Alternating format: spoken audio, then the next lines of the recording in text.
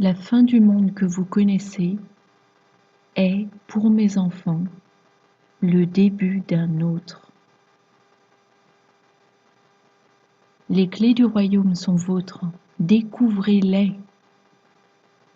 6 septembre 2020. Parole du Seigneur délivrée à sa messagère Mary, traduite et lue par Justine. Mary a reçu ce message à 16h25.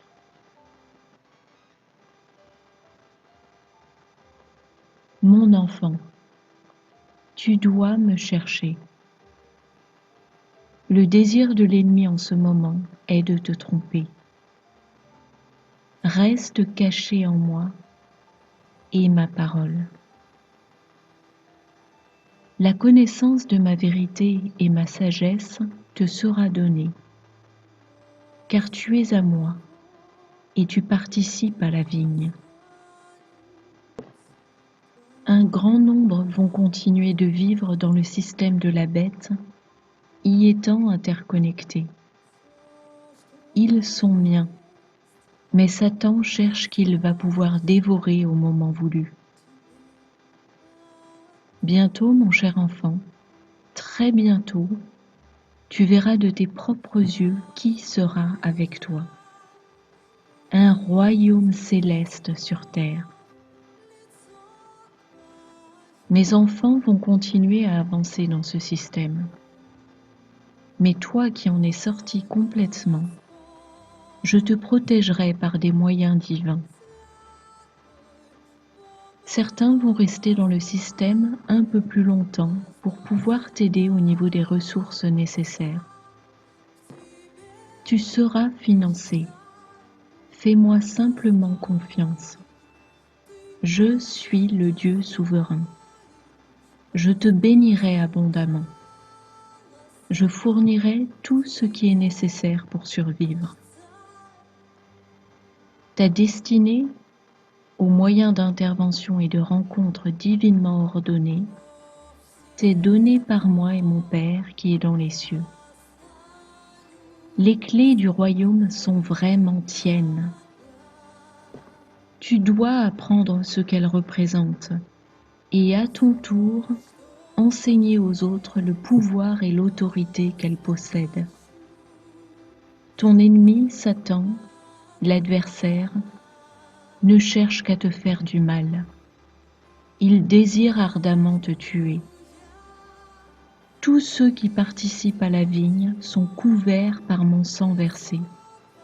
C'est ma divine providence. Satan vous déteste tous. Il cherche à amener la destruction et le chaos total dans le monde. Eux, les non-croyants, le servent en connaissance et de leur plein gré. Ils désirent obtenir le fruit de leur labeur, des biens, toujours plus de biens de consommation. Tu dois éduquer les autres sur mon désir de les voir se détourner de ce mal, car l'amour et la convoitise de l'argent et des biens terrestres n'amènent que la séparation d'avec l'unique vrai Dieu, Yahushua, le Christ, le Créateur de l'univers. Mourir à soi-même est une nécessité dont vous devez prendre conscience.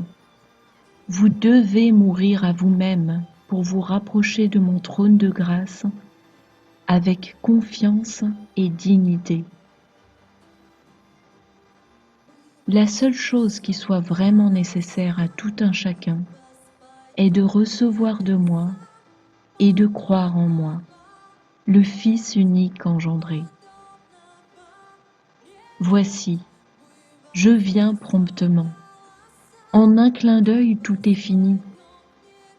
Il y a encore un grand besoin de salut. Vous êtes tous dans la paume de ma main. Vous résisterez vaillamment partout à travers le pays, en étant unis et non pas divisés, pour vaincre Satan, l'imposteur. Je t'ai donné un ministère. Tu dois t'élever à une vocation supérieure. Tu as entendu mon appel et tu as honoré ma demande. Divine destinée, divine mission, vous êtes tous de mon royaume céleste.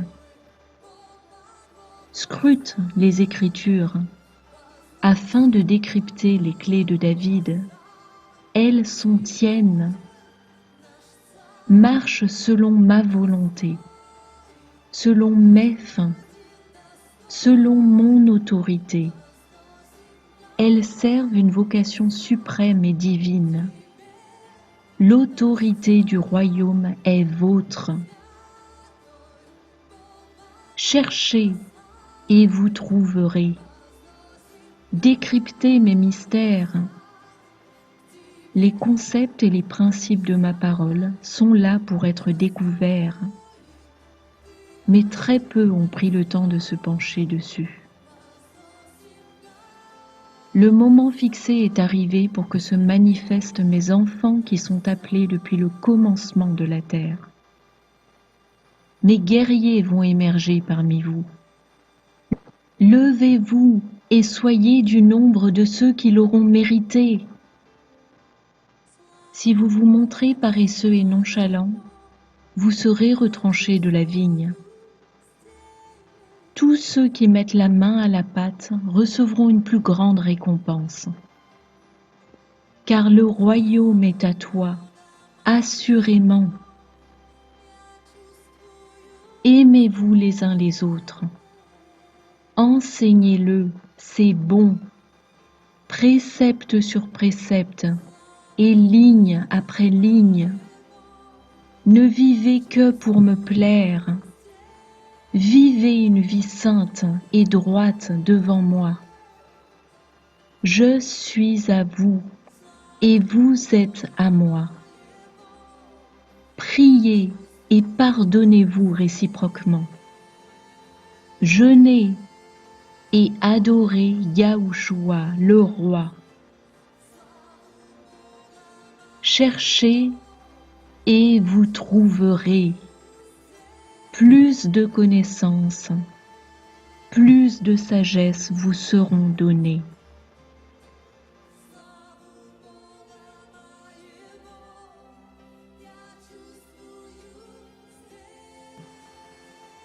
Apocalypse 3, 7. Écrit à l'ange de l'église de Philadelphie. Voici ce que dit le Saint, le véritable, celui qui a la clé de David, celui qui ouvre et personne ne fermera, celui qui ferme et personne n'ouvrira. Ésaïe 22, 22. Je mettrai sur son épaule la clé de la maison de David. Quand il ouvrira, nul ne fermera. Quand il fermera, nul n'ouvrira. Matthieu 16, 19.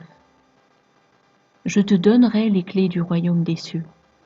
Ce que tu liras sur la terre sera lié dans les cieux, et ce que tu délieras sur la terre sera délié dans les cieux. Matthieu 18, 18. Je vous le dis en vérité, tout ce que vous lierez sur la terre sera lié dans le ciel, et tout ce que vous délierez sur la terre sera délié dans le ciel. Jean 20, 23. Ceux à qui vous pardonnerez les péchés, ils leur seront pardonnés, et ceux à qui vous les retiendrez, ils leur seront retenus. Apocalypse 1, 18. J'étais mort, et voici, je suis vivant au siècle des siècles. Je tiens les clés de la mort et du séjour des morts. Matthieu 16, 18. Et moi je te dis que tu es Pierre, et que sur cette pierre je bâtirai mon église, et que les portes du séjour des morts ne prévaudront point contre elle. Job 12, 14. Ce qu'il renverse ne sera point rebâti. celui qui l'enferme ne sera point délivré.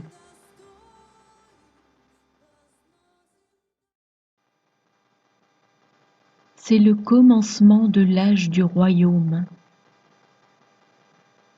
Parole du Seigneur délivrée en mars 2020, au début de l'épidémie de Covid-19, à son messager et prophète Johnny Enlow, traduite et lue par Justine. Qu'importe ce qui va se produire au cours des heures et des jours qui viennent, que tous demeurent sereins. Ce n'est pas la fin, mais seulement la fin du monde tel que nous le connaissons. Non seulement ce n'est pas la fin, mais c'est à peine le commencement de l'âge du royaume. En cet âge, l'Église va apprendre que le roi et son royaume viennent ensemble. L'Église était jusque-là dans une période de développement arrêté, provoquée par sa tentative de quitter la planète avant que nous ne promouvions le royaume. Nous pensions que parler du roi était suffisant. Mais le roi est indissociable de son royaume. Cherchez le royaume premièrement.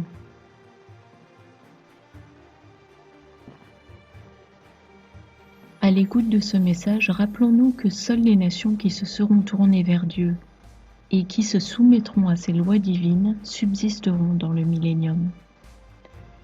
Or, le Seigneur a révélé à Johnny que sur les plus de 300 nations du monde, seulement 153 nations seront maintenues. On lit en Proverbe 14, 34 « La droiture élève une nation, mais le péché est la honte des peuples. » Et en Jean 21, 11 « Simon-Pierre monta dans la barque et tira à terre le filet plein de 153 grands poissons. Et quoi qu'il en eût tant, le filet ne se rompit point. » L'apôtre Pierre, le pêcheur d'hommes, comme le disait Jésus à ses apôtres, « Suivez-moi et je vous ferai pêcheur d'hommes » en Matthieu 4, 19, représente ici le corps de Christ qui œuvre à l'évangélisation du monde. Les eaux du monde représentent les peuples et les nations. Et 153 nations seront repêchées, c'est-à-dire rachetées, dans les filets divins. Ces 153 nations sont les nations brebis et à l'opposé, les nations qui demeureront rebelles à Dieu sont les nations chèvres. Elles seront détruites par le feu du jugement divin et ne seront jamais plus. On lit en Matthieu 25, 32 « Et toutes les nations seront rassemblées devant lui, et il les séparera les unes des autres, comme le berger sépare les brebis d'avec les chèvres. » Dans la version Brillet. Vous n'aviez sans doute jamais vu ce verset sous cet éclairage. D'où l'intérêt de creuser la parole de Dieu avec plusieurs traductions des Écritures qui vous proposent des déclinaisons différentes de la prophétie biblique. Ou mieux encore l'étude des Strong et de la langue d'origine, hébreu, araméen ou grec. Car n'oublions pas que toute prophétie biblique contient de multiples sens ou dimensions d'interprétation justes et menées à leur réalisation tôt ou tard. On lit en Matthieu 25, 41 et en Matthieu 25, 46. Ensuite, il dira à celles, les nations, qui seront à sa gauche, « Retirez-vous de moi, maudites, allez dans le feu éternel qui a été préparé pour le diable et pour ses anges. » Et celles-ci, les nations, iront au châtiment éternel, mais les justes à la vie éternelle. Ainsi, de nombreux passages scripturaux ont une application ou une portée individuelle et aussi une portée collective. Prenons par exemple le passage d'Ésaïe 43, versets 1 à 7. Nous lisons. Ainsi parle maintenant l'Éternel qui t'a créé, ô Jacob, celui qui t'a formé, ô Israël. Ne crains rien, car je te rachète. Je t'appelle par ton nom. Tu es à moi. Si tu traverses les eaux, je serai avec toi. Et les fleuves, ils ne te submergeront point. Si tu marches dans le feu, tu ne te brûleras pas, et la flamme ne t'embrasera pas. Car je suis l'Éternel ton Dieu, le Saint d'Israël, ton Sauveur. Je donne l'Égypte pour ta rançon, l'Éthiopie et Saba à ta place. Parce que tu as du prix à mes yeux, parce que tu es honoré et que je t'aime, je donne des hommes à ta place et des peuples pour ta vie. Ne crains rien, car je suis avec toi. Je ramènerai de l'Orient ta race, et je te rassemblerai de l'Occident. Je dirai au septentrion, donne, et au midi, ne retiens point. Fais venir mes fils des pays lointains, et mes filles de l'extrémité de la terre, tous ceux qui s'appellent de mon nom, et que j'ai créés pour ma gloire, que j'ai formés et que j'ai fait. Les promesses de ces versets sont non seulement pour chaque croyant fidèle au Seigneur, mais pour tous les peuples ou nations fidèles à Dieu. Le Seigneur a également révélé à John Yanlo, ainsi qu'à d'autres de ses messagers, le rôle qu'il a prévu pour chacun de ses enfants dans cet âge du royaume qui commence déjà maintenant. En tant qu'enfants de Dieu, nous avons tous une assignation à construire le royaume de Dieu dans l'un des domaines de la société. La société humaine est régie par 7 sphères d'action et d'influence que sont les médias, l'éducation, le gouvernement, l'économie, la famille, l'art et le divertissement et le ministère religieux.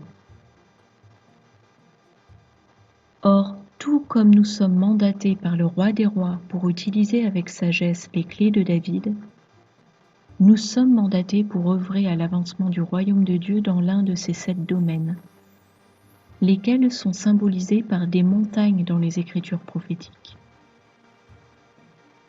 On lit en Apocalypse 17:9.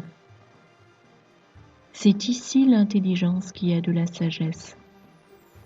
Les 7 têtes sont aussi 7 montagnes, sur lesquelles la femme est assise.